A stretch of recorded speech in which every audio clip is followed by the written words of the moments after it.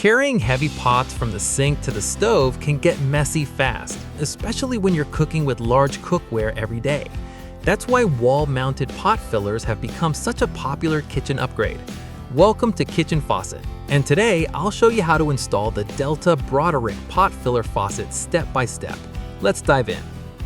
Step 1. Prep tools. Before starting the installation, make sure your water supply line is already installed inside the wall and extends slightly past the finished wall surface. For this install, you'll need a drill, drill bits, Phillips screwdriver, adjustable wrench, plumber's tape, bucket, towel, safety glasses.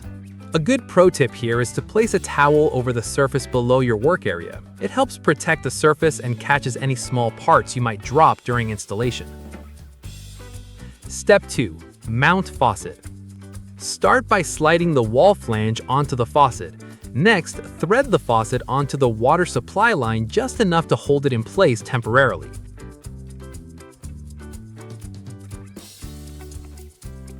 Now mark the screw hole locations carefully. Make sure you avoid drilling into the water line behind the wall.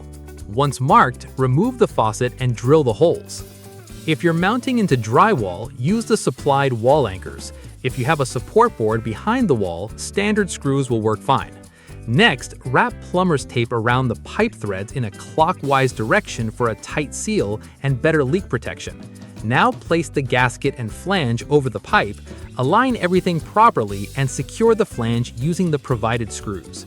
Then, slide the trim flange into place and tighten the faucet carefully onto the pipe. Finally, tighten the set screws using the included hex wrench. Step 3. Flush and test. Before using the faucet, it's important to flush the line to remove any debris.